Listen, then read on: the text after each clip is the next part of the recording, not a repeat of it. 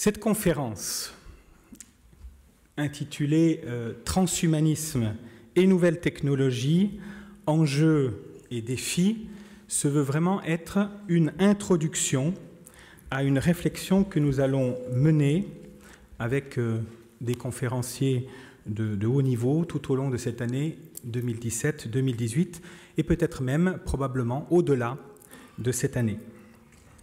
Vous savez que les conférences Procléro ont pour vocation de traiter de quelques questions fondamentales, celles en particulier où les enjeux sont majeurs pour la personne humaine et pour la société, et donc aussi pour l'activité économique et financière.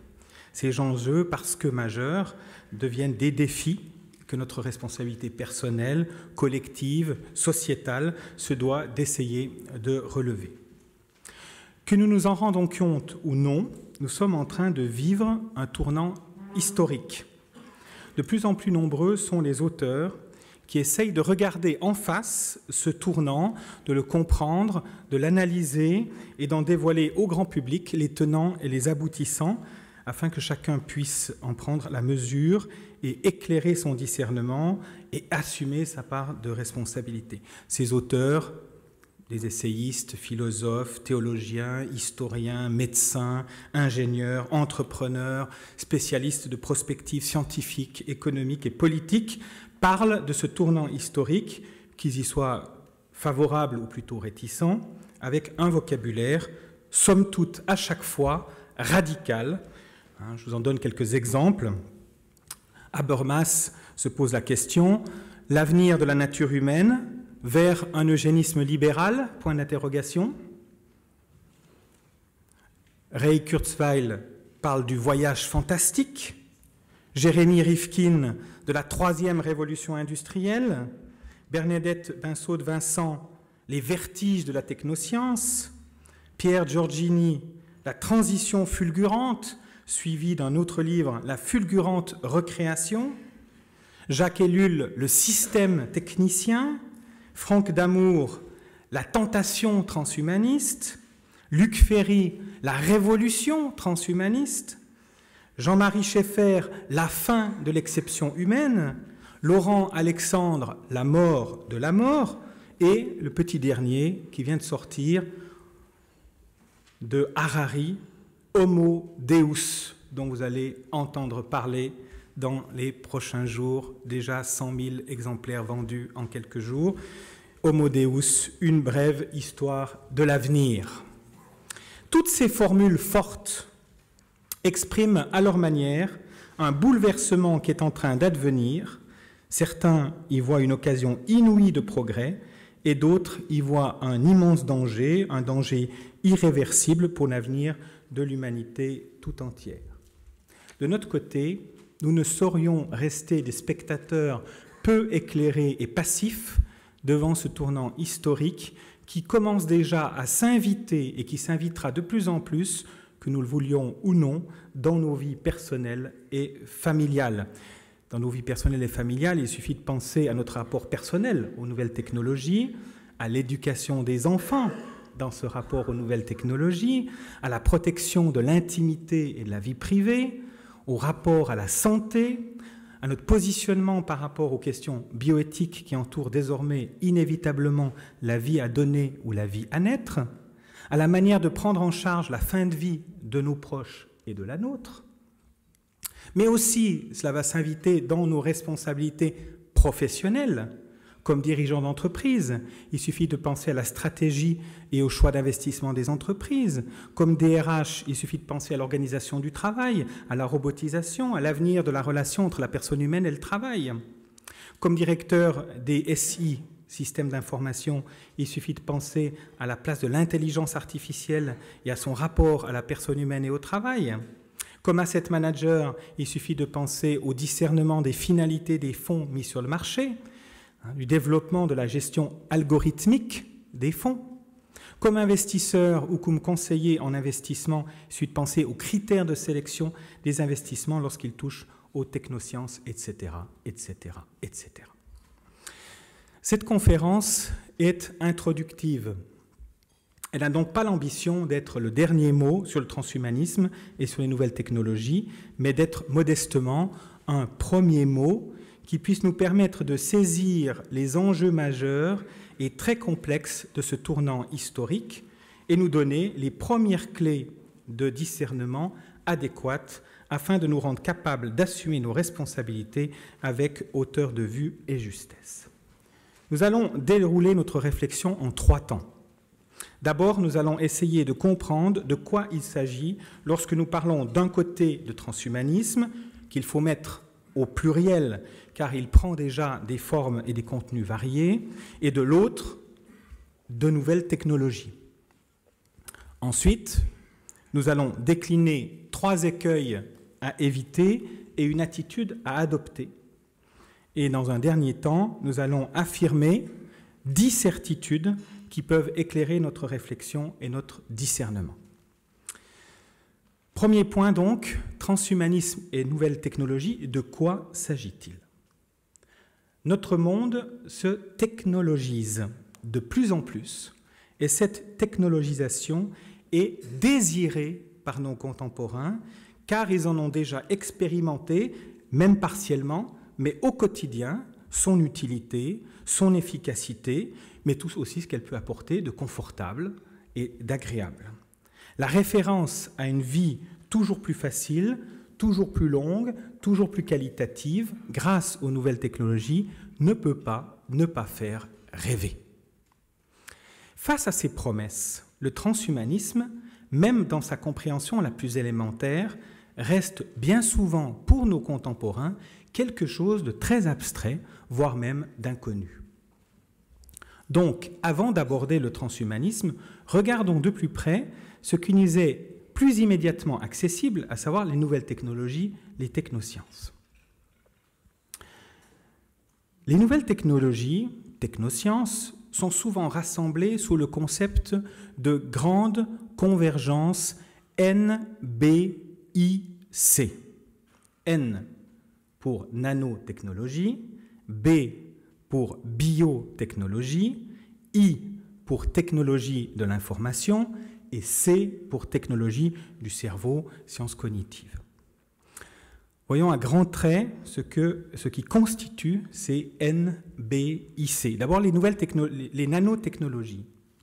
Les nanotechnologies recouvrent les techniques qui permettent de travailler sur l'infiniment petit, à savoir sur le milliardème de mètres, et ainsi de faire émerger les propriétés des atomes manipulés individuellement.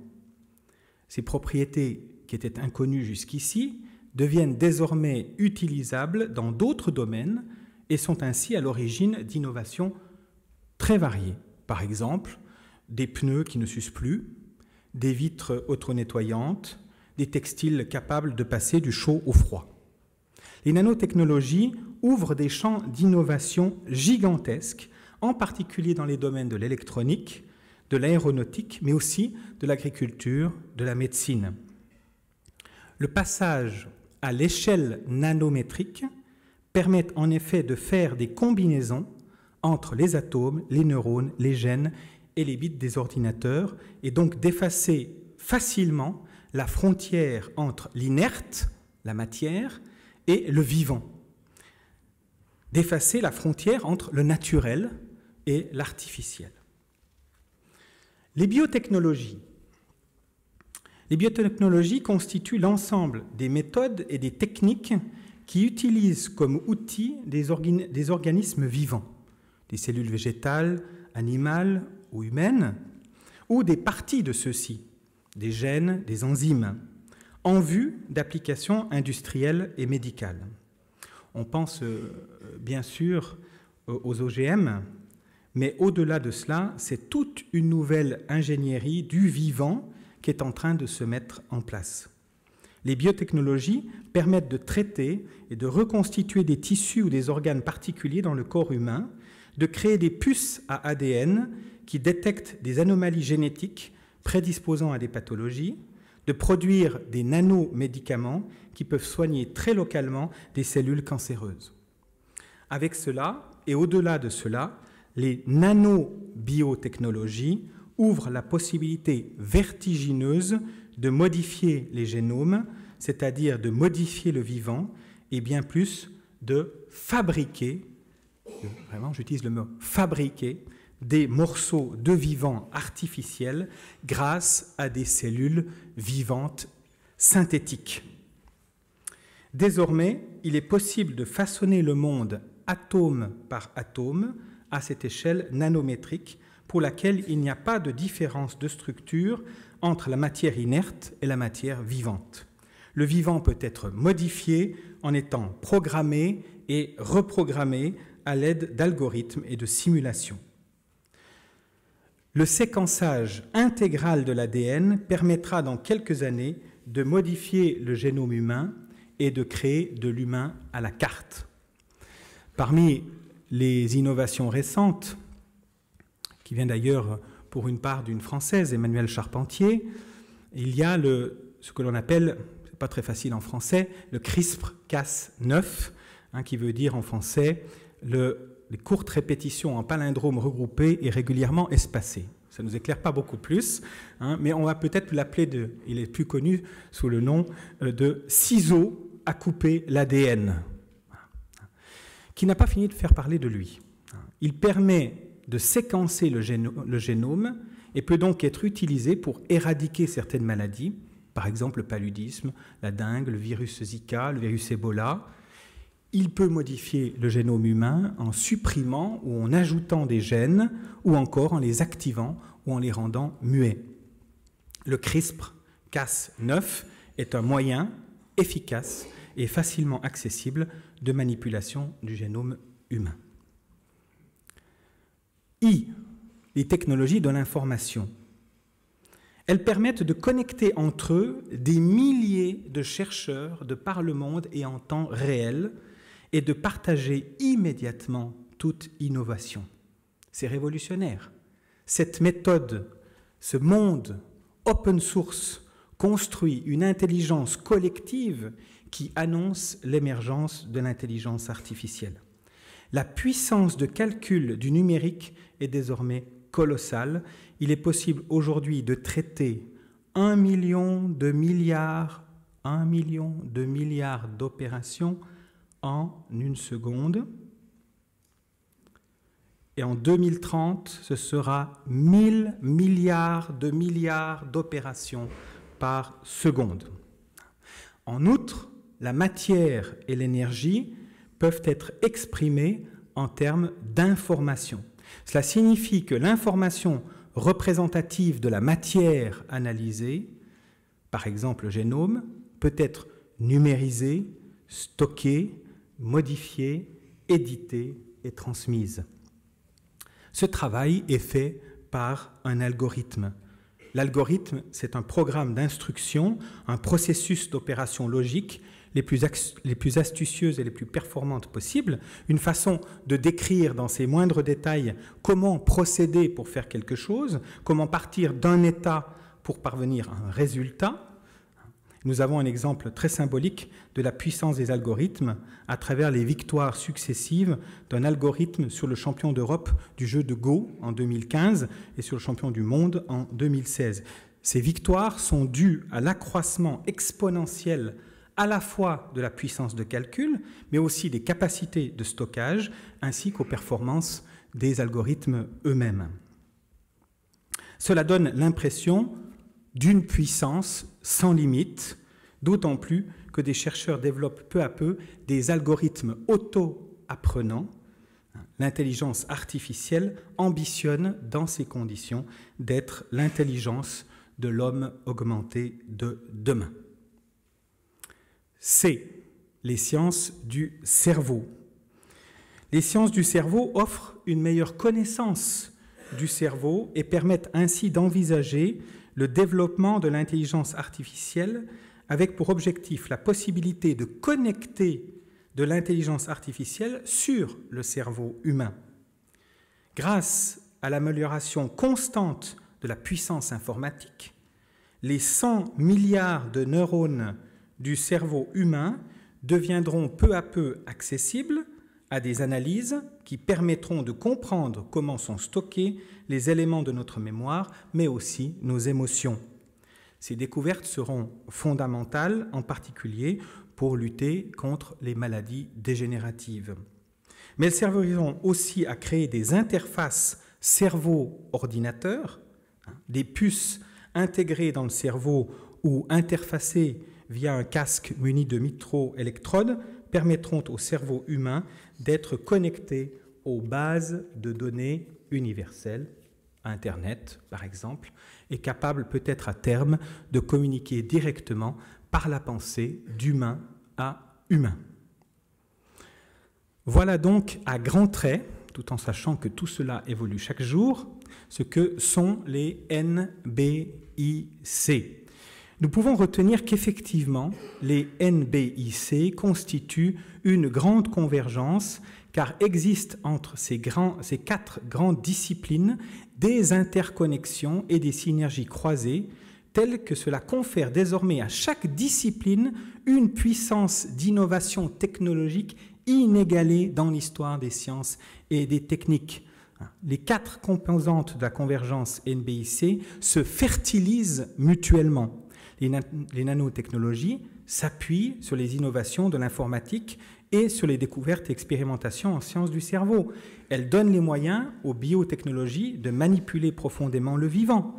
Les biotechnologies, de leur côté, et en particulier la génétique, utilisent à la fois les puissantes et rapides capacités de calcul informatique et les nanotechnologies pour lire et modifier la molécule d'ADN. Les sciences du cerveau, quant à elles, se servent de la génétique, des biotechnologies et des nanotechnologies pour comprendre le cerveau, puis l'augmenter, et enfin pour développer des formes de plus en plus complexes et sophistiquées d'intelligence artificielle. Aujourd'hui, la grande convergence NBIC a un impact immense sur les domaines de la santé, de l'énergie, de l'environnement, de l'information et des communications. Dans le sillage du développement inouï de toutes ces nouvelles technologies, le transhumanisme fait son apparition et commence à prospérer. Essayons de comprendre maintenant de quoi il s'agit lorsque nous parlons de transhumanisme. Le transhumanisme recouvre une double réalité. D'abord, une réalité philosophique, c'est-à-dire une certaine conception de l'homme. Nous reviendrons sur le contenu de cette conception philosophique de l'humain. Et deuxième réalité, une réalité technique ou technologique sur laquelle s'appuie concrètement cette philosophie, à savoir justement cette grande convergence NBIC dont nous venons d'expliciter les éléments principaux. Le transhumanisme comme philosophie ou comme idéologie n'est pas facile à aborder car il regroupe en son sein différentes tendances. Il y a une tendance apparemment modérée, portée par Humanity Plus, H+, qui est l'héritière de l'Association transhumaniste mondiale, qui a été fondée en 1998 par le Suédois Nick Bostrom. Cette tendance affirme que l'amélioration de l'homme est un impératif éthique. L'homme a le devoir moral d'utiliser les technosciences pour contribuer à l'amélioration et à l'augmentation de ses capacités physiques et cognitives. Et, ça c'est la tendance modérée, et il y a une tendance plus extrême qui est portée par Ray Kurzweil, cofondateur de l'Université de la Singularité dans la Silicon Valley en Californie, aujourd'hui embauché par Google, qui préconise l'avènement d'un être post-humain qui dépassera les limites biologiques au point de vaincre la mort et ses limites cognitives par le moyen de l'intelligence artificielle. La singularité, l'université de la singularité. La singularité, c'est le terme qui a été choisi pour qualifier le point de non-retour de la fusion de l'humain avec les nouvelles technologies et en particulier avec l'intelligence artificielle. Ray Kurzweil affirme, je le cite, « En 2045, l'intelligence artificielle sera 1 milliard de fois plus puissante que l'ensemble des cerveaux humains. » Ces deux tendances du transhumanisme, entre lesquelles d'autres peuvent s'intercaler, ne se distinguent finalement guère entre elles. En effet, les deux préconisent l'usage de tous les moyens offerts par les nouvelles technologies en vue de réparer, d'améliorer, d'augmenter l'humain, ce qu'on appelle le transhumanisme, jusqu'au dépassement de l'humain lui-même, ce qu'on appelle le post-humanisme. Ce qui distingue cependant, pour l'instant, ces deux tendances, c'est que la tendance extrême de Ray Kurzweil annonce d'une manière prophétique la finalité de l'usage de ces nouvelles technologies, à savoir la post-humanité, alors que la tendance modérée se contente seulement d'affirmer que c'est un devoir moral d'utiliser les nouvelles technologies pour une amélioration de l'humain. Je dirais la tendance extrême est une tendance très militante, voilà. Tandis que l'autre est une tendance, je dirais, plus pragmatique, on va dire ça comme ça. En plus de la tendance extrême et de la tendance modérée, il faut citer le cosmisme. Le cosmisme qui est une tendance du transhumanisme qui affirme la recherche d'une transcendance de l'homme par la libération des contraintes qui pèsent sur son humanité. Les cosmistes mettent leur espoir dans les technosciences dont la mission est alors d'opérer cette libération de l'homme prisonnier de sa finitude. Après cette approche descriptive, rapide, trop rapide, des nouvelles technologies et des transhumanismes, il s'agit d'en dévoiler les enjeux majeurs afin de discerner les défis qu'ils obligent à relever. Mais avant cela, et pour nous aider à bien nous positionner face à ce tournant historique qui ne laisse pas indifférents ceux qui le perçoivent ou l'approchent, il faut insister sur, et c'est notre deuxième partie, sur 3 écueils qu'il s'agit d'éviter et sur une tendance qu'il s'agit d'adopter. Les 3 écueils à éviter sont la fascination, la peur panique et le fatalisme. Le transhumanisme et les nouvelles technologies fascinent certains et en terrifient d'autres. Parfois même, ils parviennent à combiner les deux, c'est-à-dire à fasciner tout en terrifiant ou à terrifier tout en fascinant.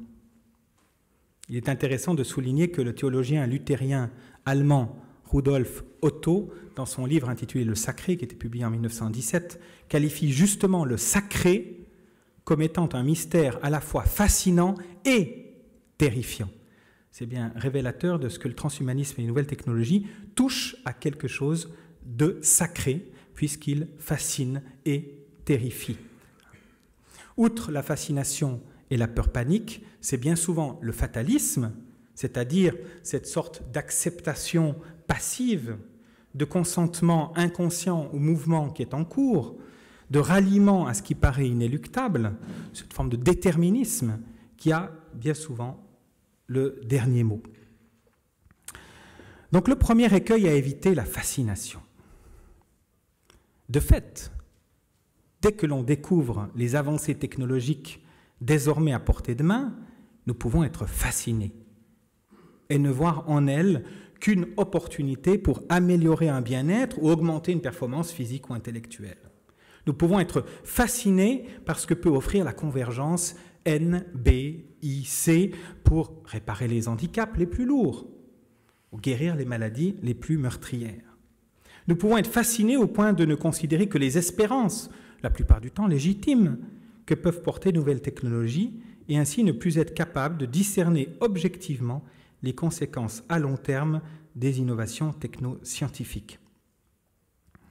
Cette fascination trouve sa cause dans la démonstration de puissance extraordinaire que les nouvelles technologies représentent, et cette fascination a pour conséquence de désirer parfois jusqu'à l'obnubilation pouvoir profiter pour soi de la puissance technologique. Le deuxième écueil à éviter, c'est la peur panique. À l'inverse de la fascination, la peur panique peut nous gagner lorsque nous essayons d'imaginer ce que les nouvelles technologies seront capables d'opérer à l'avenir comme transformation radicale, non seulement de nos modes de vie, mais aussi de notre identité humaine la plus substantielle, dans le sens non pas d'un progrès, mais d'une dilution de ce qui nous constitue comme être humain. Et si vous lisez Homo Deus vous risquez d'avoir ce sentiment qui monte en vous de la peur panique. La peur panique provoque alors des réactions facilement identifiables. La première, c'est la sidération. Ça laisse sans voix et sans réaction. La deuxième, c'est le déni. On se protège en faisant comme si cela n'existait pas. Ou la fuite. On se convainc que ça ne marchera pas, que ça ne pourra pas se réaliser. Ou la révolte. On hurle, on se scandalise, on s'indigne, c'est très à la mode, sans apporter une réflexion constructive aux problématiques constatées. Toutes ces réactions causées par la peur panique sont stériles, car impuissantes à trouver les solutions opportunes aux problèmes.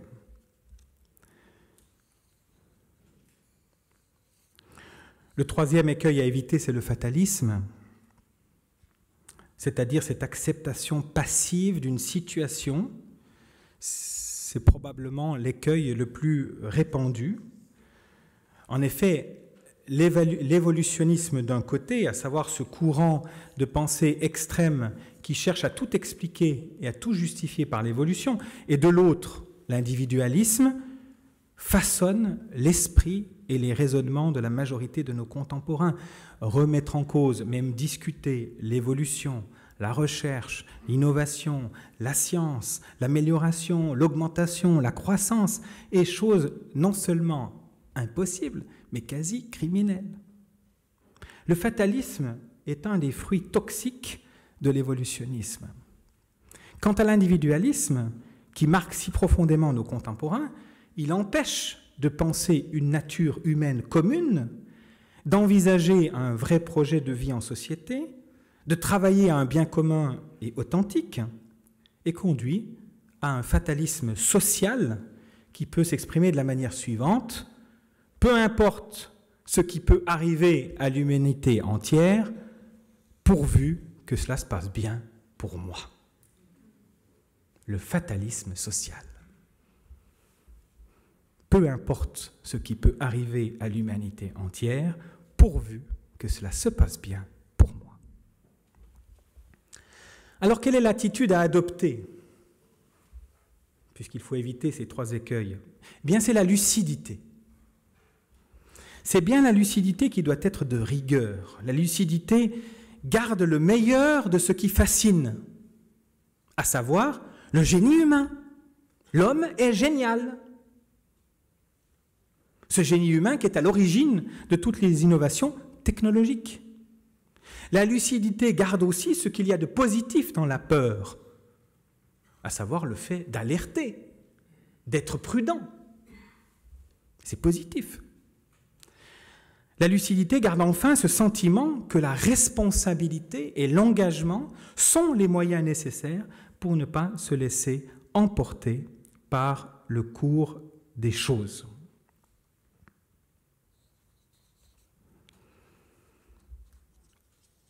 La lucidité est nécessaire pour avoir une réaction ajustée, responsable et engagée. La lucidité, c'est l'état de celui qui est éclairé car il a fait la lumière. Faire la lumière sur le transhumanisme et sur les nouvelles technologies consiste non seulement à comprendre ce que c'est, et c'est évidemment la première chose à faire, mais aussi à discerner ce que cela implique dès aujourd'hui et pourra impliquer demain et après-demain. Cette lumière n'est pas celle d'un immense projecteur qui rendrait d'un seul coup accessible, lisible et compréhensible toute la complexité du transhumanisme et des nouvelles technologies. Cette lumière ne pourra se faire que peu à peu et en allant puiser à la source des certitudes les plus solides, à savoir celles qui resteront toujours vraies malgré toutes les évolutions imprévisibles d'un univers mouvant, celui que nous connaissons. Pour être lucide, il faut être équipé de quelques vérités, de quelques certitudes qu'aucune évolution future ne pourra éclipser. Voyons maintenant ces 10 certitudes.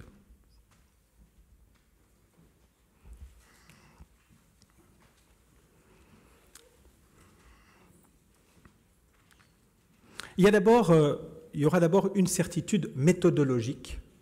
Ensuite, il y aura 3 certitudes concernant les nouvelles technologies et 6 certitudes concernant le transhumanisme. La première, donc, une certitude méthodologique. C'est la distinction nécessaire entre transhumanisme d'un côté et nouvelles technologies de l'autre. Le transhumanisme se présente sous une double identité, je l'ai dit tout à l'heure, sur une double réalité. D'un côté, une réalité philosophique, une certaine conception de l'homme, et de l'autre côté, une réalité technologique. Il faut affirmer d'emblée que ces deux réalités, philosophiques et technologiques, doivent impérativement être bien distinguées.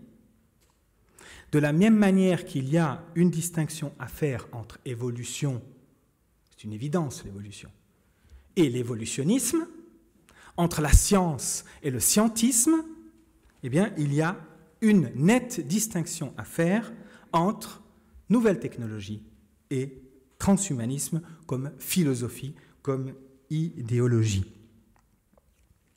Cette distinction est d'autant plus importante à faire que le transhumanisme cherche sans cesse à la gommer en captant à son profit le bénéfice des innovations technologiques, en s'identifiant aux bienfaits de la technologie. Même si le transhumanisme lance et soutient effectivement des programmes de recherche aboutissant à la mise au point de nouvelles technologies, il faut mettre au jour la tendance forte qui existe au sein du mouvement transhumanisme de considérer toutes les nouvelles technologies comme lui appartenant. Ce qui est bien loin de la réalité. Car en fait, les innovations technologiques sont habituellement le résultat des recherches de milliers et milliers de scientifiques qui, pour la plupart, ne se considèrent comme aucunement liés au mouvement transhumaniste. Cette forme d'OPA du transhumanisme sur les nouvelles technologies pose question. Pourquoi le transhumanisme cherche-t-il à s'octroyer une paternité sur l'ensemble des nouvelles technologies, en particulier sur celle de la grande convergence NBIC et sur ses bienfaits pour l'humanité? Cela donne l'impression que le transhumanisme cherche à donner de lui, artificiellement, une image non seulement respectable aux yeux du plus grand nombre, mais séduisante. Le transhumanisme fait penser à un iceberg. Il y a la part visible, qui serait les nouvelles technologies, et une part invisible, la plus grande, qui resterait un mystère caché et inaccessible. Soyons lucides, le transhumanisme reste en premier lieu une philosophie qui vise à augmenter et à transformer l'être humain, et il y a une forme d'imposture du transhumanisme à revendiquer une forme de paternité sur les technosciences et leurs innovations, même si, encore une fois, il ne faut pas nier non plus que des penseurs transhumanistes se trouvent derrière certains programmes de recherche d'ordre techno-scientifique. Donc distinguons bien les nouvelles technologies qui sont de l'ordre des sciences, et en particulier des sciences techniques, avec pour objectif de progresser dans la connaissance, de créer de nouveaux moyens et possibilités. Distinguons bien ces nouvelles technologies du transhumanisme, qui est de l'ordre de la philosophie, avec pour objectif d'augmenter et de transformer l'être humain. La distinction entre transhumanisme, qui est de l'ordre de la finalité, et Ray Kurzweil exprime bien cette finalité qui est la post-humanité, et les nouvelles technologies qui sont de l'ordre des moyens. Et cette distinction doit être clairement affirmée. Sinon, il ne sera jamais possible d'ouvrir une vraie réflexion de fond sur la finalité du transhumanisme et sur la possibilité d'un usage éthique des nouvelles technologies. Voilà pour cette première certitude méthodologique, mais qui est à la base. Hein. Si on quitte ça, on part dans le mur. 3 certitudes maintenant concernant les nouvelles technologies. La première certitude. Le premier regard sur les nouvelles technologies est un regard positif. Les nouvelles technologies permettent des innovations dont les bienfaits sont très souvent évidents, même si ces innovations ne manquent pas de porter aussi en elles des potentialités de nuisance, mais ça en a toujours été ainsi.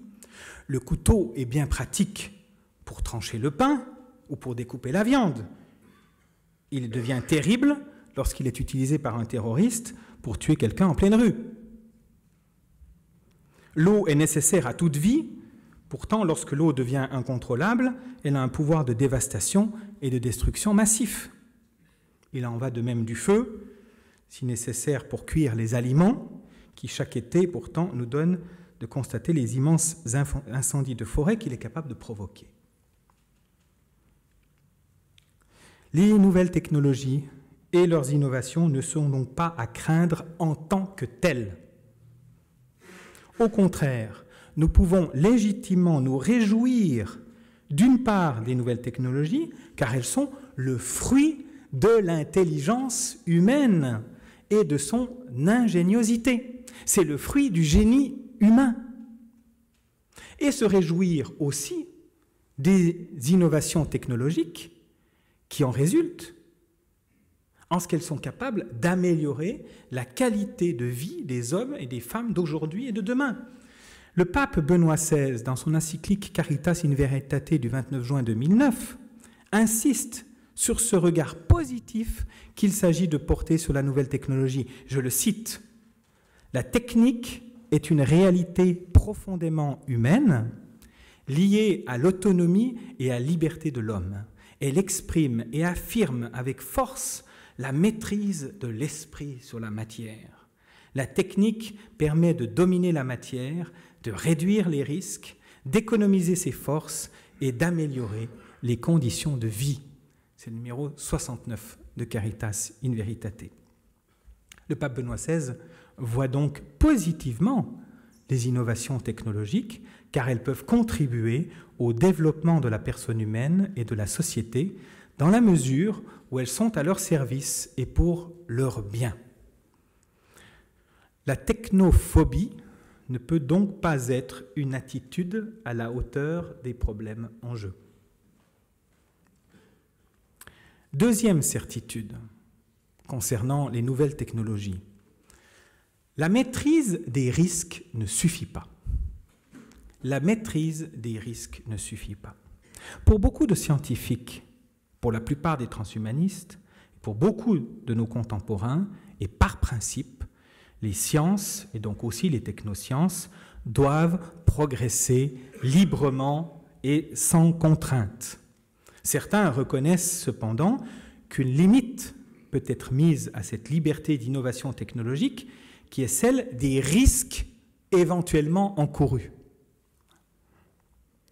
Et vous pouvez aller lire ce que publie Technoprog, qui est le site de l'Association française de transhumanisme, qui recense les risques éventuels. Je passe vite, mais vous pouvez aller voir Technoprog. Par exemple, dans les risques donc, que les transhumanismes reconnaissent, identifient, recensent, l'atteinte à la vie privée, à la liberté personnelle par un mauvais usage des technologies. Plus nous serons connectés, plus nous serons espionnables, contrôlables, influençables à distance. La perte de contrôle, risque pour l'homme d'être dépassé et dominé par les nouvelles technologies, en particulier par l'intelligence artificielle. L'utilisation des nouvelles technologies par des personnes ou groupements mal intentionnés, risque eugéniste, risque dictatorial, risque terroriste. L'erreur, le bug, cela reste toujours une possibilité. Plus l'algorithme est puissant, plus l'erreur et le bug peuvent avoir des conséquences énormes, complètement démesurées, peut-être même difficiles, voire impossibles à contrecarrer. Le déclenchement d'une guerre par erreur est cité comme exemple par le site de l'Association française de transhumanisme. Le piratage, un danger clairement identifié pour les armes autonomes, car il est possible de les pirater pour les retourner contre leurs propriétaires originaux. Le piratage pourrait faire en sorte que les armes soient impossibles à arrêter. Les effets collatéraux et négatifs d'une programmation d'algorithmes.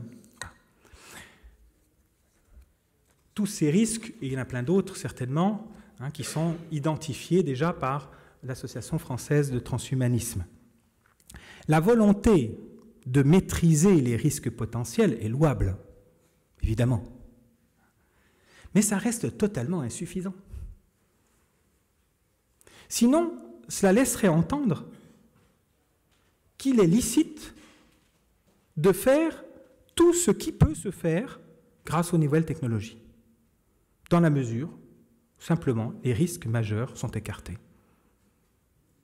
Si la réflexion en reste là, c'est-à-dire simplement à la maîtrise des risques encourus, alors on est bien en deçà du questionnement éthique qui est pourtant absolument nécessaire, et c'est notre troisième certitude. La maîtrise des risques ne suffit pas, deuxième certitude. Troisième certitude, le questionnement éthique est nécessaire. Le questionnement éthique se pose de la manière suivante. Est-il bon de faire ce que nous avons le pouvoir de faire grâce aux nouvelles technologies? La technologie ouvre des possibles, des possibilités. Et l'éthique consiste justement à choisir entre ces possibles, entre ces possibilités, celles qu'il est bon de mettre en œuvre et celles qu'il est bon de renoncer partiellement ou complètement à mettre en œuvre. Il faut noter que la pression ambiante est très forte pour qu'aucun questionnement éthique ne soit appliqué aux nouvelles technologies.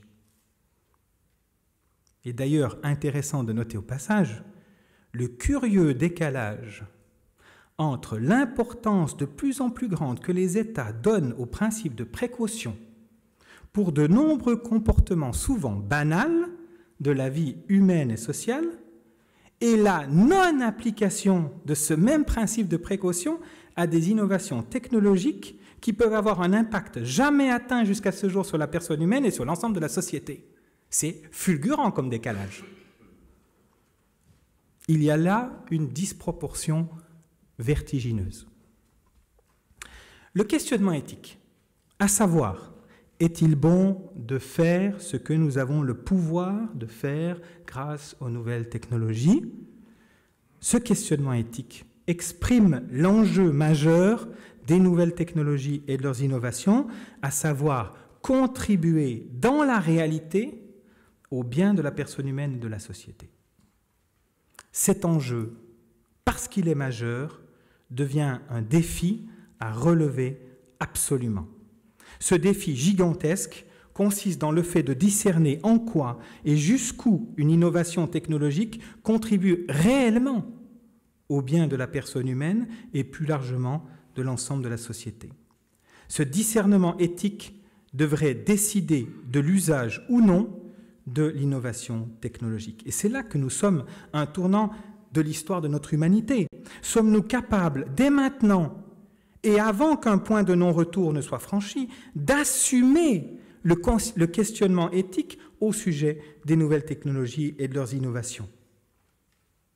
Il faut être conscient qu'à l'heure actuelle, ce questionnement éthique à la source, avant coup, n'est pas acceptable pour la plupart des technoscientifiques. Au mieux, certains reconnaissent un questionnement éthique après coup. C'est-à-dire une fois que la nouvelle technologie est déjà opérationnelle. Et l'expérience nous montre que le mouvement technologique est tellement rapide et puissant qu'il n'est pas possible de revenir en arrière. En effet, une fois que la technologie est opérationnelle, elle semble s'appliquer de manière irréversible sans que personne n'y puisse plus rien. Même le Comité consultatif national d'éthique, tend de plus en plus dans ses avis à réduire subtilement le questionnement éthique au simple examen de l'acceptabilité publique d'une demande sociétale, au point que l'éthique se réduit peu à peu à une légitimation de la demande sociétale, quelle qu'elle soit. Alors que l'éthique devrait réguler en amont, elle est de plus en plus réduite à légitimer et à régulariser en aval. Alors que l'éthique devrait donner un cadre pour éviter les dérives, elle donne l'impression de légitimer la dérive du cadre lui-même. Dans ce contexte, rendu particulièrement fragile par le relativisme, le questionnement éthique au sujet des nouvelles technologies est un défi majeur. Est-il bon de faire ce que nous avons le pouvoir de faire grâce aux nouvelles technologies? Et j'insiste, il s'agit bel et bien du questionnement éthique et pas seulement de l'évaluation des risques éventuels des nouvelles technologies. Considérer et anticiper les risques est évidemment une bonne chose, mais ça ne suffit pas. Il faut vraiment se poser la question éthique, c'est-à-dire, est-ce bon? Est-ce mieux pour la personne humaine? Est-ce bon? Est-ce mieux pour la société dans son ensemble? Le questionnement éthique, c'est la question d'un vrai progrès. À ce sujet, il faut s'interroger. Qu'est-ce à dire que depuis une trentaine d'années, on parle de moins en moins de progrès et de plus en plus d'innovation? Comme si l'innovation avait supplanté le progrès. Pourtant, le terme progrès, au sens étymologique, signifie le mouvement en avant de la civilisation, que ce soit en général ou dans un de ces domaines particuliers, toutes sortes d'avancements et d'augmentations en bien. Dans le progrès est contenue la question de savoir si cela contribue à une amélioration, à un plus ou à un mieux. Dans le progrès, il y a une évaluation qualitative. Parler de progrès, c'est dire que ce qui est maintenant est mieux que ce qui était avant. Quand on parle d'innovation, on veut simplement dire que quelque chose qui n'existait pas avant existe désormais. Mais il n'y a plus d'évaluation éthique, d'évaluation qualitative, d'évaluation morale de ce qui a été innové. La substitution de progrès par innovation viendrait-elle signifier que cette évaluation qualitative, morale, éthique n'a plus lieu d'être, et donc que l'innovation est acceptable en soi, peu importe ce qu'elle innove.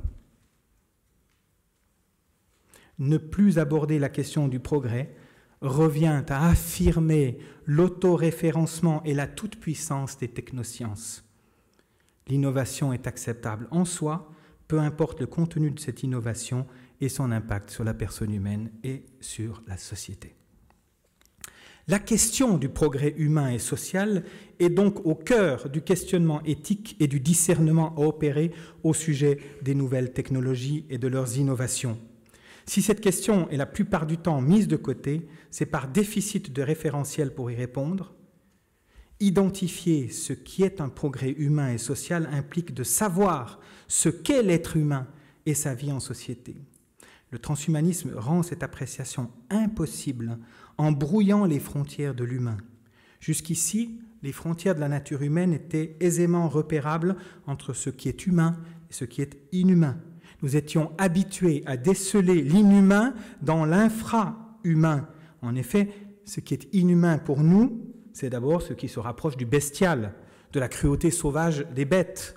Avec le transhumanisme, il faut s'habituer à déceler l'inhumain, non pas dans l'infra-humain, mais dans le sur-humain, dans le trans-humain.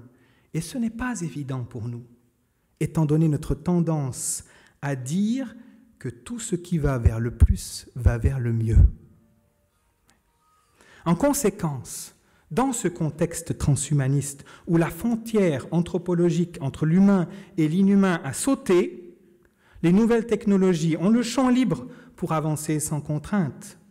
C'est pourquoi seule une réaffirmation claire de ce qu'est la personne humaine permettra un authentique questionnement éthique sur le vrai bien apporté par les nouvelles technologies et leurs innovations aux humains et à l'ensemble de la société. La réflexion anthropologique est au cœur de la problématique. C'est pourquoi ProPersona, vous le savez, a publié en juin dernier ses 5 premiers cahiers, que vous trouverez d'ailleurs à la sortie, justement sur l'anthropologie, sur la spécificité de la personne humaine. Dites-moi quelle est votre vision de l'homme, et je vous dirai quel est votre projet de société. C'est là que nous devons absolument essayer de discerner sur quelle anthropologie se fondent les transhumanismes et quel projet de société ils préconisent. Regardons donc maintenant de plus près 6 certitudes concernant le transhumanisme. La première, le transhumanisme n'ouvre pas à la transcendance. Le transhumanisme est une vision de l'homme, une philosophie qui d'une certaine manière exprime un désir naturel, un désir positif, profond, complexe, qui habite le cœur de tout homme, le désir de vivre, d'avoir des raisons de vivre, le désir d'un dépassement dans l'intensité de la manière d'être et de vivre ici et maintenant. Dans la Divine Comédie, Dante rappelait ce désir transhumané. Pour lui, l'homme transhumane lorsqu'il vit de sa dimension transcendante, de sa dimension surnaturelle. Blaise Pascal, dans ses pensées, avait lui aussi bien saisi ce désir humain lorsqu'il écrivait « Apprenez que l'homme passe infiniment l'homme ». Donc, au lieu de répondre à ce désir humain de transhumaner, qui est tout à fait profond dans le cœur de l'homme, d'y répondre par la transcendance, le transhumanisme y répond par l'augmentation et la transformation technologique de l'homme afin de le libérer de toutes les contraintes et finitudes de son état, de prolonger sa vie sur cette terre jusqu'à envisager qu'il puisse en définitive vaincre la mort. En cela, le transhumanisme n'ouvre pas à la transcendance. Il enferme au contraire l'homme dans l'immanence de la matière au moyen de la technologie. Deuxième certitude, le transhumanisme a une face cachée. L'histoire humaine récente est traversée par la tentation récurrente du totalitarisme. Inutile de donner là quelques exemples, ils font la trame des livres d'histoire contemporaine. À toute époque, il nous faut être vigilants sur ce qui pourrait émerger comme un nouveau totalitarisme. Le transhumanisme porte en lui des germes, je ne dis que des germes, qui doivent alerter notre vigilance. Quels sont ces germes? Il y en a 3. Le premier, c'est la concentration des pouvoirs dans les mains de quelques-uns. Il faut reconnaître que les GAFA, Google, Apple, Facebook, Amazon, ou même GAFAM, si on rajoute Microsoft, représentent aujourd'hui un pouvoir concentré, inégalé jusqu'à ce jour dans l'histoire de l'humanité. Concentration du pouvoir financier, concentration du pouvoir technologique. Cette double concentration, dans un contexte de mondialisation, représente une menace potentielle. La concentration du pouvoir financier donne aux GAFA une liberté quasi absolue et sans limite d'innover technologiquement. Et la concentration du pouvoir technologique, associée à une maîtrise d'une grande partie de l'humanité à travers les big data, donne aux GAFA une puissance mondiale effective. Il est révélateur de constater que le pouvoir réel des GAFA commence aussi à être reconnu comme une réalité à égalité du pouvoir politique, significatif quand même que le Royaume du Danemark ait accrédité un ambassadeur auprès des GAFA, comme il le fait auprès des États souverains ou des organisations internationales. Concentration du pouvoir dans les mains de quelques-uns. Premier germe. Deuxième germe, la fascination. Le transhumanisme fascine, car il se présente comme une pensée nouvelle, comme la philosophie du futur. En fait, il n'en est rien. Le transhumanisme puise ses racines dans la philosophie du XVIIe siècle, en particulier chez Descartes et Hobbes, qui ont commencé à penser l'homme sur le modèle d'une machine, et dans la philosophie du XVIIIe siècle, chez Lamétrie en particulier, qui a écrit justement « L'homme-machine ». Le transhumanisme n'est donc pas la philosophie du futur. ni le futur de la philosophie, mais seulement une vieille lune qui s'est mise à briller et à fasciner comme une pensée nouvelle dans les années 80 à la faveur des innovations technologiques. Le transhumanisme ambitionne l'augmentation de l'être humain par la technologie et sa transformation d'une manière substantielle et irrémédiable afin de lui permettre de vaincre la mort. Le transhumanisme exprime clairement ses finalités, même s'il brouille quand même les cartes en se cachant derrière les bienfaits actuels et derrière les potentialités inédites des nouvelles technologies qui fascinent et qui ainsi rallient à lui et à son idéologie le grand public. Le transhumanisme séduit en vantant le mieux-être et en manifestant les apparences de l'altruisme. La fascination doit nous mettre la puce à l'oreille, car elle n'est jamais bon signe. Elle révèle en toute situation une surévaluation des points positifs et une sous-évaluation des points négatifs. La fascination a toujours quelque chose de trompeur. Troisième germe, la promesse de l'homme nouveau. C'est une caractéristique des totalitarismes. Tous les totalitarismes ont œuvré à faire émerger l'homme nouveau qui prend un profil différent selon l'idéologie qui porte le totalitarisme. Pour le transhumanisme, il s'agit de l'homme augmenté, un homme qui refuse toute fragilité et toute vulnérabilité, un homme qui cherche à dépasser toutes les formes de dépendance, un homme finalement profondément individualiste, autarcique, un homme hyper connecté, mais paradoxalement un homme souffrant de la solitude la plus profonde et la plus absolue. Un homme de plus en plus augmenté ne sera-t-il pas en fait un homme avec de moins en moins d'humanité, un homme déshumanisé? On comprend bien pourquoi les totalitarismes sont toujours critiques par rapport à l'humanisme classique.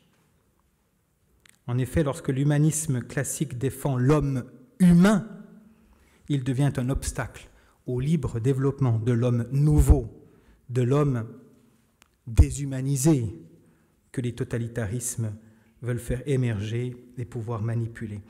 Ce regard de sagesse, fruit des leçons tirées du passé, doit réveiller notre vigilance face à toute tentation de concentration des pouvoirs dans les mains de quelques-uns, de fascination du grand nombre et de promesse de l'homme nouveau. Notre vigilance doit être d'autant plus forte si cette concentration de pouvoir, cette fascination et cette promesse de l'homme nouveau sont associées à une capacité d'impact mondial.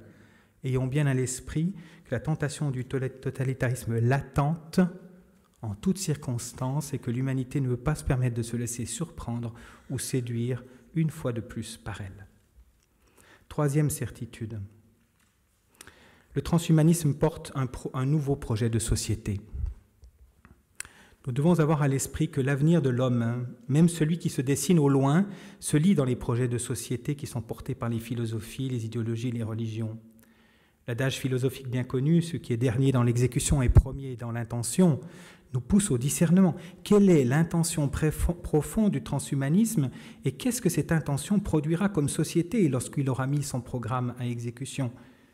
Nous ne pouvons jamais faire l'économie de cette question, car l'expérience nous a montré que certaines idéologies ont pu être séduisantes au début et meurtrières à la fin. Alors quel est le projet de société induit par le transhumanisme? Il n'est pas facile de le décerner avec précision. Quelques indices sont accessibles cependant. Il faut savoir quand même que le concept de transhumanisme, qui a été forgé en 1957 par Julian Huxley, qui fut le premier directeur général de l'UNESCO à Paris, et qui justifiait le transhumanisme de la manière suivante. La qualité, je le cite, la qualité des personnes, et non seulement la quantité, est ce que nous devons viser. Par conséquent, une politique concertée est nécessaire pour empêcher le flot croissant de la population de submerger tous nos espoirs d'un monde meilleur. Le transhumanisme porte dans ses soubassements une volonté politique de réduire la croissance démographique pour préserver la qualité de vie de quelques-uns, autrement dit un petit nombre au lieu d'un grand nombre, la qualité au lieu de la quantité. Le projet transhumaniste, en tout cas tel qu'il se donne à comprendre aujourd'hui, prône un homme augmenté, et l'homme augmenté ne sera pas celui qui est actuellement déficient intellectuellement ou démuni humainement, mais celui qui est aujourd'hui déjà un privilégié à tout niveau, en particulier qui est capable de financer l'acquisition de la technologie.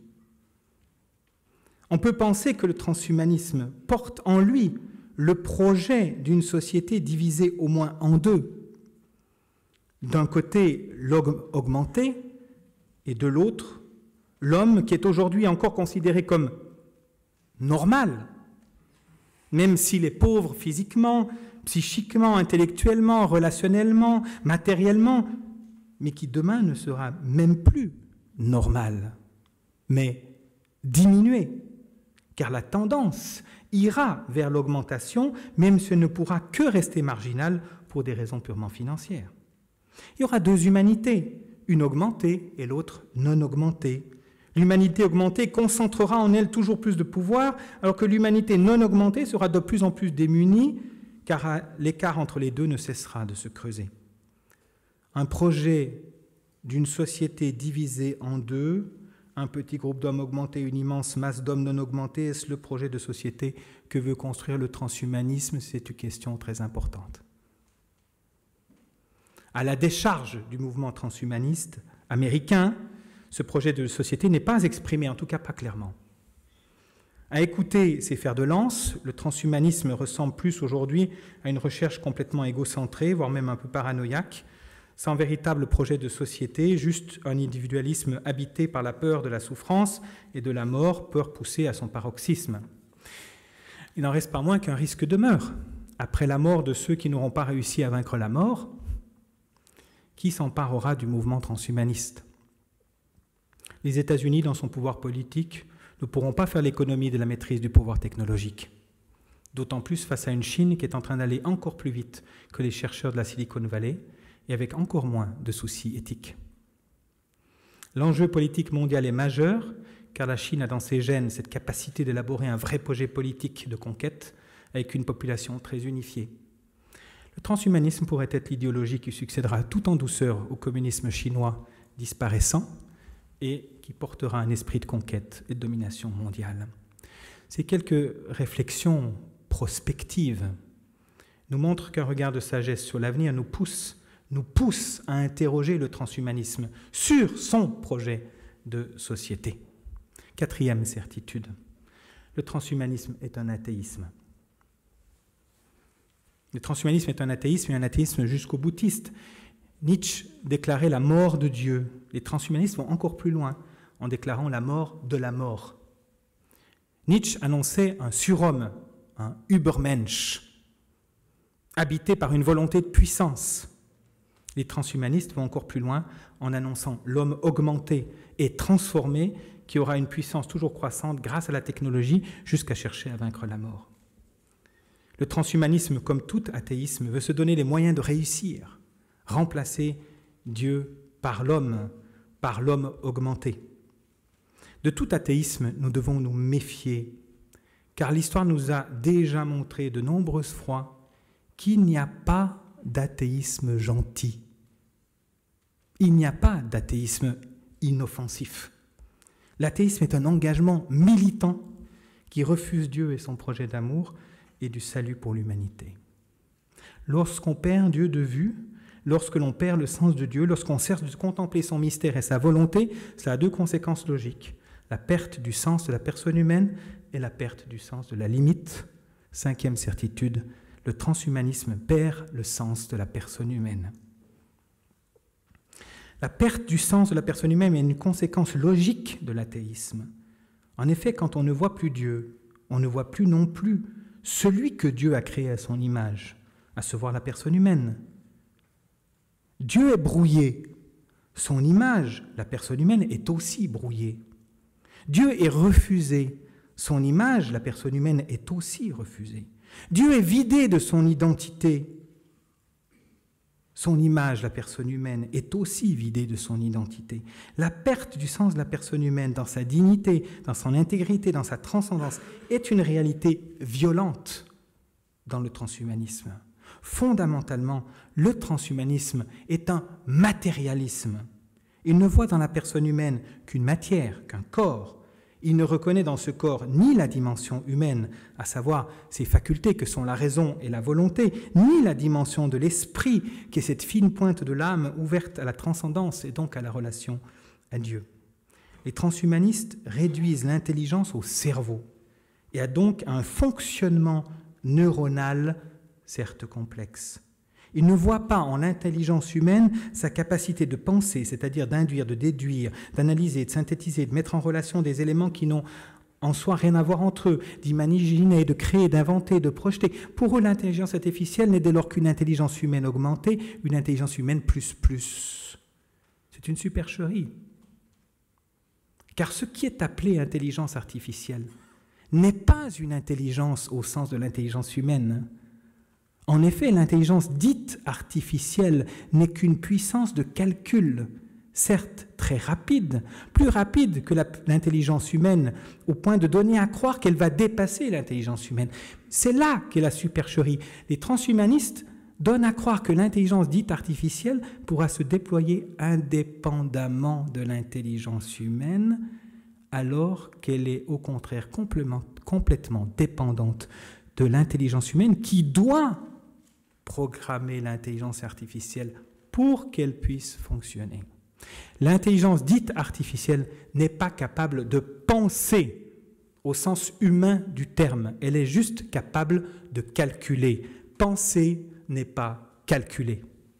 Même dans le cas d'une intelligence artificielle auto-apprenante, il s'agit encore d'une programmation qui vient de l'intelligence humaine et qui va permettre à l'intelligence artificielle cet auto-apprentissage. Il y a aussi la raison et la volonté. Là aussi, les transhumanistes ne tiennent pas compte de la volonté humaine dont l'acte le plus beau est l'amour. Les transhumanistes ne parlent jamais de l'amour alors que c'est l'expérience la plus forte que tout être humain fait dans sa vie. S'il ne la fait pas, cette expérience de l'amour humain, ce sera justement tout le drame de sa vie. Le transhumanisme semble être tellement le paradoxe de l'individualisme qu'il en finit par éclipser même la possibilité de l'amour. Même la psychologie humaine ne semble pas intéresser les transhumanistes. Ils ne se posent guère la question, ça me surprend toujours, de savoir si la psychologie de l'homme, que l'on sait fragile, même la nôtre, si la psychologie de l'homme va être capable de supporter l'intégration des nouvelles technologies dans son corps. Quelle va être la réaction psychologique de l'homme qui aura des yeux bioniques qui lui permettront de voir tout avec précision de très loin et de nuit? Ne risque-t-il pas de voir sa psychologie sombrer? Tout cela donne à comprendre que nier l'âme et l'esprit est constitutif d'un matérialisme idéologique. Je dis idéologique parce que c'est contraire à l'expérience que nous pouvons faire de la réalité. Car chaque jour, nous expérimentons tous notre raison, notre volonté, notre psychologie. C'est une expérience, c'est réel. C'est pour ça que c'est un matérialisme idéologique qui ne correspond pas à la réalité que nous pouvons expérimenter. Ce matérialisme est donc juste contraire au bon sens, à l'expérience. Il ment. Il ment en ne disant pas toute la vérité intégrale sur la personne humaine qui est aussi âme et esprit, et nous le savons personnellement, tous, par expérience. Il n'y a pas besoin d'avoir la foi pour cela. Le transhumanisme, comme idéologie matérialiste, se contente donc de considérer l'être humain comme une matière modifiable, améliorable, augmentable, transformable par la technologie, en particulier par les nanobiotechnologies et par l'intelligence artificielle. Dès lors, l'homme n'est plus protégé dans son identité, dans son intégrité, il devient une réalité manipulable et ultimement machinable par autrui. De plus, la robotisation de l'homme et l'humanisation du robot tendent à créer une confusion sur l'identité même de l'homme. Il est intéressant de constater que le Parlement européen a publié il y a quelques mois le rapport Delvaux qui préconise d'accorder la personnalité juridique à certains robots. Ça peut se comprendre au sens de la responsabilité juridique, mais cela porte de plus en plus atteinte à la spécificité propre de la personne humaine, à son unicité. La perte du sens de la personne humaine n'est pas seulement vraie dans le transhumanisme, Ça se retrouve dans le véganisme aujourd'hui, qui est ce mouvement fortement identitaire et communautariste qui défend l'antispécisme, à savoir qu'il n'y a pas des espèces différentes, mais qu'une seule espèce, le vivant. Cet antispécisme, le véganisme, tente à donner une égale dignité à tout être vivant, même dignité pour la personne humaine et pour le moustique. Dans ce contexte où, d'une part, le moustique tendra toujours plus à être présenté comme égal à la personne humaine, dans ce contexte où, d'autre part, le robot tendra toujours plus à être présenté comme égal à la personne humaine, dans ce contexte, donc, surgit ce mouvement large et diffus, et ô combien dangereux, de dilution du concept même de personne humaine. Le transhumanisme contribue fortement à cette dilution. C'est d'autant plus pervers que le mot transhumanisme laisse entendre qu'il s'agit d'un humanisme. En fait, c'est une vision de l'homme replié sur lui-même, sans transcendance, et donc sans reconnaissance de ce qui fait l'unicité de la personne humaine dans l'univers créé. Au final, au lieu d'être un humanisme, le transhumanisme est un anti-humanisme. Comme l'écrivait Benoît XVI dans son encyclique Caritas in Veritate, numéro 78, l'humanisme qui exclut Dieu est un humanisme inhumain. Benoît XVI, Caritas in Veritate, numéro 78. Sixième certitude, le transhumanisme perd le sens de la limite. Les nouvelles technologies semblent être capables de repousser les limites à l'infini, au point de faire croire que la limite ultime sur cette terre, à savoir la mort, pourrait être définitivement vaincue. Lorsqu'on perd le regard sur Dieu et en conséquence sur la personne humaine, plus rien ne semble pouvoir justifier de mettre une limite à l'innovation technologique. Face au transhumanisme, nous sommes donc ramenés au livre de la Genèse, dans lequel Dieu nous rappelle que nous pouvons bien user de tout le jardin d'Éden, donc de tout l'univers créé, sauf de l'arbre de la vie et de l'arbre de la connaissance du bien et du mal. La vie et le bien et le mal ne sont pas laissés à la maîtrise de l'homme, c'est une limite que Dieu met à l'homme pour son propre bonheur, pour le protéger de son propre malheur. Le transhumanisme, parce qu'il est un athéisme, ne peut pas accepter qu'une limite éthique soit mise à son agir, à son innovation technologique. Le refus de toute limite est tendanciellement la manifestation d'un choix, celui de la toute-puissance. D'une certaine manière, le transhumanisme se proclame maître de la vie, juge souverain du bien et du mal, libre de toute limite, libre de toute morale ou éthique. Lorsque le transhumanisme affirme le « no limit », il occulte une dimension essentielle de l'être humain, à savoir justement que la limite appartient à l'humain. En effet, dans l'homme, il y a une double dimension objective. La finitude, la personne humaine est finie, elle a une finitude, et, double dimension, l'aspiration à l'infini. Il y a les deux. Cette finitude fait partie vraiment de l'homme. Un homme qui ne serait plus marqué par une finitude ici-bas serait un homme dissous, qui n'existerait plus en tant que tel. En perdant le sens de la limite, en perdant le sens de la finitude, le transhumanisme fait sauter les repères de base quant à la vie, à protéger et à promouvoir, quant au bien à faire et au mal à ne pas faire. Il pousse dans la toute-puissance. Il sombre dans la toute-puissance. Lorsque le transhumanisme affirme le no-limit, il détruit la possibilité même d'un questionnement éthique qui, par nature, est un questionnement par rapport à une limite à discerner et à reconnaître. Le refus de la limite ne pourra qu'entraîner le transhumanisme à la dérive de la toute-puissance. Et je conclus. Après ces 6 certitudes, tout ce que nous venons de dire est bien concret et actuel. Et nous ne devons pas succomber à la tentation d'en renvoyer la responsabilité à la génération de demain, c'est-à-dire à celle qui sera vraiment confrontée aux conséquences des non-discernements et des non-choix que nous ferions aujourd'hui, bien souvent en prétextant vouloir donner ou laisser le maximum de liberté à la génération suivante. C'est une erreur de jugement. En fait, nous ne leur laissons pas le maximum de liberté, nous la leur réduisons au minimum. En réalité, la génération suivante devra subir notre éventuelle incapacité à faire des choix bons et durables, des choix éthiques. Il y a plusieurs domaines où c'est déjà flagrant, n'est-ce pas? Le surendettement des États, le régime des retraites, l'éducation qui ne transmet plus de contenu, etc. Il en va de même pour les technosciences. Sous prétexte de liberté et de compétitivité, il y a un refus de discerner dans les technosciences ce qui est compatible avec les fondements anthropologiques les plus objectifs et donc avec la dignité la plus fondamentale de la personne humaine. Et il y a aussi un refus de s'interroger sur ce qui est visé à travers les technosciences, détentrices d'un pouvoir sur l'ensemble de l'humanité complètement disproportionné et laissé pourtant à leur gouvernants. Les technosciences, dont les effets sont rapides et d'emblée mondialisés, ont en face d'elles des États dont les réactions sont plus lentes et les décisions souvent molles. L'État a mis au placard la boîte à outils morale qui lui permettrait d'évaluer, d'accompagner, d'autoriser ou non, et à certaines conditions, les innovations technologiques.